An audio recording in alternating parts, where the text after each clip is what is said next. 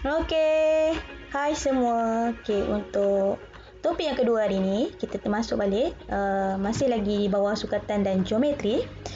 Dan kita untuk aktiviti kedua hari ni kita nak tahu macam topik isi padu cecair. Okey, topik isi padu cecair dan kita masih lagi di bawah penukaran unit. Tapi yang tadi unit jisim, sekarang kita nak belajar unit isi padu cecair. Ingat lagi tak apa unit isi padu cecair? Okey, tak apa. Seterusnya cikgu nak kongsikan objektif pembelajaran hari ini. Okey?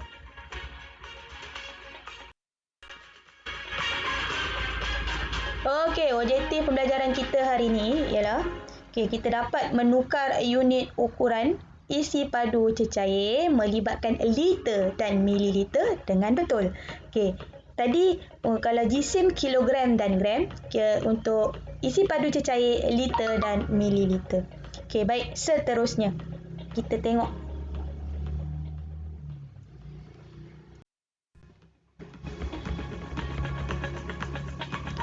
Okey, baik. Kita tengok apa perkaitan unit isi padu cecair. Kita tengok sini liter, iaitu simbol dia macam tu. Huruf L. L dia macam unik sikit. L dia. Okey, liter dan mililiter ml. Okey, mililiter tu ml. Okey. So, daripada liter dan mililiter, dia punya perkaitan ialah 1 liter sama dengan 1000 mililiter. Dia lebih kurang dengan jisim, iaitu kilogram dan gram. 1 kilogram sama dengan 1000 gram. Sama juga lebih kurang, tapi unit dia berbeza. Unit isi padu cecair ni berbeza, iaitu liter dan mililiter. Okey, baik. Perkaitan dia, kalau daripada liter nak pergi mililiter, kita kena darab. Daripada mililiter nak pergi liter, kita kena bahagi. Darab dan bahagi berapa? 1000. Okey, 1000 juga. Sebab 1 liter sama dengan 1000 mililiter.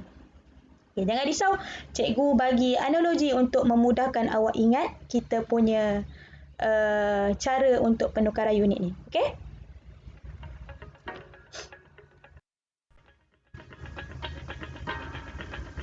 Alright, so cikgu bagi analogi. Untuk liter ialah lembu. Liter lembu. Lembu, mililiter makan lalat. Okey, jadi lembu makan lalat. Lembu makan lalat. Jadi liter dekat depan diikuti dengan mililiter. Maksudnya liter kat sini unit dia lebih besar daripada mililiter. Okey? Unit dia lebih besar daripada mililiter. Jadi kita tengok seperti biasa kita gunakan tangan kita genggam. Okey, genggam. So daripada liter nak pergi mililiter, kita tengok tangan tu dia pergi belah kanan. Jadi kita tengok tangan kita, huruf apa yang terjadi? Huruf D. D untuk darab. Jadi kena darab dengan 1000. Okey, kalau daripada mililiter nak pergi liter, dia pergi belah kiri. Jadi tengok tangan kita tu. Jadi huruf B kan? Huruf B. Jadi B tu kena bahagi. Okey, bahagi dengan 1000. Jadi cikgu mudahkan kita punya gambar rajah ni untuk tak nak bagi dia overlap. Jadi ni macam ni lah. Kalau daripada liter nak pergi mililiter, okey, daripada liter nak pergi mililiter, kita kena darab dengan 1000. Daripada mililiter nak pergi liter, kena bahagi 1000. Gunakan kita punya gerakan tangan, genggaman tangan ni. Okey? Baik, jom kita tengok contoh. Okey, untuk contoh yang pertama. Okey, kita nak tukarkan kepada mililiter. Tukarkan 5 liter kepada mililiter. Okey, tadi dari lembu makan lalat. Kita tengok gambar rajah balik tadi. Lembu makan lalat. Jadi liter dulu nak pergi mililiter. Nak pergi belah kanan. Jadi kena darab dengan 1000. Okey, kita tulis balik 5 liter sama dengan 5 darab 1000 mililiter. Tambah sahaja sifar. Ingat tak cikgu cakap kalau darab ni kena tambah sahaja sifar. 1, 2, 3. 3 sifar. Sebabnya kita darab dengan 1000. 1000 ni ada 3 sifar. Jadi kita dapat 5000 mililiter. Okey.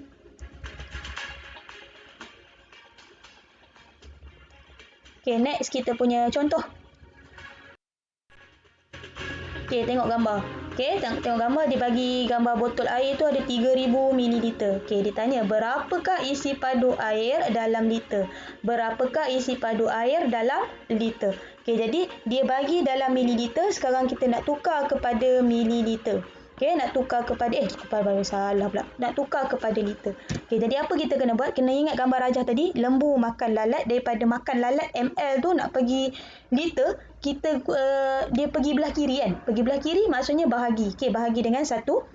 Jadi kita buat 3,000 mililiter bahagi dengan 1,000. So kita akan dapat, ingat kalau bahagi kita letak palang. Bahagi letak palang. Kira daripada belakang 3 langkah. 1, 2, 3. Sebab apa 3? Sebab 1,000. 1,000 ada 3 sifar. Okey, lepas tu letak palang. Okey, jadi jawapan kita dapat 3 liter. 3 liter. Sebab kat belakang tu memang dah sifar kan. Dia tak ada nilai dah. Okey. Next contoh. Baik, contoh seterusnya, kita ada nyatakan 9 liter, 635 mililiter dalam mililiter. Okey, kat sini dia nak dalam mililiter. Kenapa cikgu garis kat situ? Kan? Okey, dalam mililiter, dalam ml. Dia nak ml je. Okey, sekarang ni kita tengok. 635 ml ni tak payah tukar dah lah. Sebab dia memang nak dalam mililiter kan. Okey, yang kena tukar ialah 9 liter. Yang liter tu kena tukar. Okey, jadi 9 liter 635 mililiter. 635 mililiter tu kita tutup dulu sekejap. Okey, lepas tu kita tengok liter nak pergi mililiter.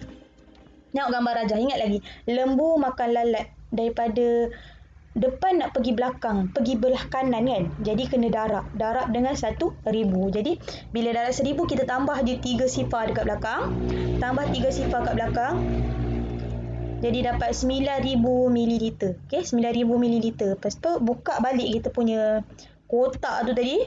Okey, lepas tu kita tambahkan dengan 635 mililiter. Okey, bila kita tambah, kita buat dalam bentuk lazim.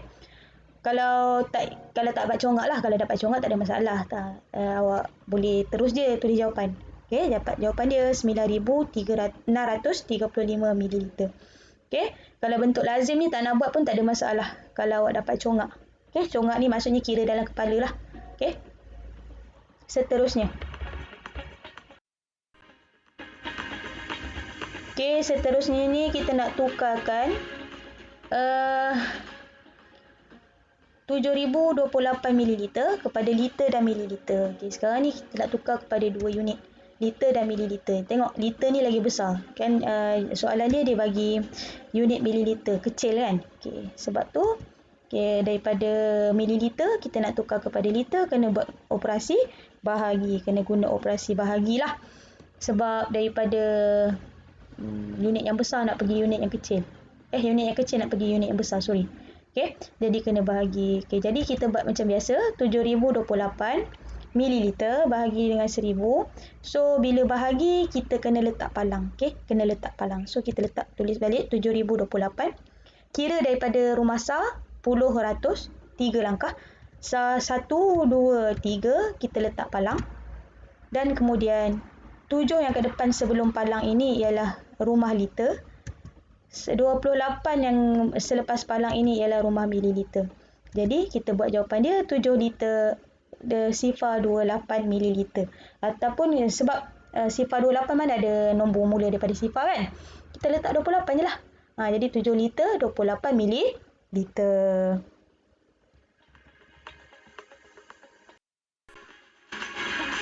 So, kesimpulannya sama je dengan unit DSIM sebenarnya, sebab dia perkaitan dia ada 1,000.